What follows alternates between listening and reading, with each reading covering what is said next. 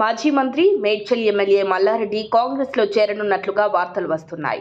కాంగ్రెస్లో చేరిక కోసం కర్ణాటక కాంగ్రెస్ కీలక నేతతో రాయబారం నడిపారని టాక్ వినిపిస్తోంది. ఈ నెల 9న కండ్లకోయలో ముఖ్యమంత్రి పర్యటనలో మల్లారెడ్డి కాంగ్రెస్ పార్టీ తీర్థం పుచ్చుకోవడం ఖాయమనే సంకేతాలు వినిపిస్తున్నాయి. రాజకీయంగా ఇబ్బందులు రాకుండా ఉండేందుకు అధికార పార్టీలోకి వెళ్లేందుకు మల్లారెడ్డి ప్రయత్నాలు చేసుకుంటున్నట్లు సమాచారం. గతంలో ఎంపీగా, మంత్రిగా ఉన్న మల్లారెడ్డి మేడ్చల్ జిల్లాలో భూములను చౌకగా తన పేరిట, అనుచరుల పేరిట కొనుగోలు చేశారనే ఆరోపణలు ఉన్నాయి. రాష్ట్రంలో కాంగ్రెస్ అధికారంలోకి వచ్చిన వెంటనే మూడుచింతలపల్లి పరిధిలో గిరిజనుల భూములను అక్రమంగా రిజిస్ట్రేషన్ చేసుకున్నారని ఫిర్యాదుతో మల్లారెడ్డి ఆయన అనుచరులపై కేసు నమోదు చేశారు. అదేవిధంగా గుండ్లపోచంపల్లి పరిధిలోని తన కాలేజీ కోసం హెచ్ఎండిఏకు చెందిన 12 గుంటల భూమిని కబ్జా చేసి రోడ్డు వేయించుకున్నారని ఫిర్యాదు రావడంతో మున్సిపల్ అధికారులు దాన్ని తవ్వేశారు.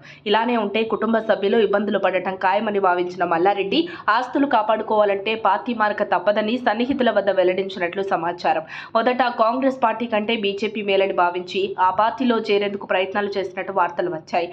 అయితే ఇక్కడ బీజేపీ సీనియర్ నేత ఈటెల రాజేందర్కు ఎంపీ సీటు కేటాయించడంతో ఆ ప్రయత్నాలు మల్లారెడ్డి విరమించుకున్నట్టు సమాచారం. అయితే మల్లారెడ్డి కాంగ్రెస్ పార్టీలో చేరుతున్నట్టు వార్తలు వస్తుండటంతో ఆ పార్టీ శ్రేణులు వ్యతిరేకిస్తున్నారు.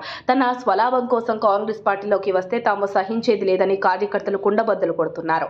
మాజీ ఎమ్మెల్యే సుధీర్ రెడ్డి, కాంగ్రెస్ మేడ్చల్ నియోజకవర్గం ఇన్ఛార్జ్ తోటకూర వజ్రేష్ యాదవ్, సీనియర్ నాయకుడు నక్క ప్రభాకర్ గౌడ్ మల్లారెడ్డి రాకను తీవ్రంగా వ్యతిరేకిస్తున్నట్లు సమాచారం. అయితే తాను బీఆర్ఎస్ను వీడి ఏ పార్టీలోకి వెళ్లనని మల్లారెడ్డి అన్నారు.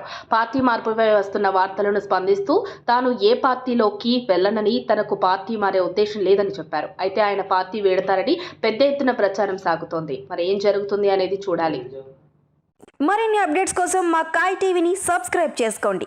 మా వీడియో కనుక మీకు నచ్చినట్లయితే లైక్ చేయండి, షేర్ చేయండి. మీ విలువైన అభిప్రాయాలను కామెంట్ బాక్స్లో తెలియజేయండి.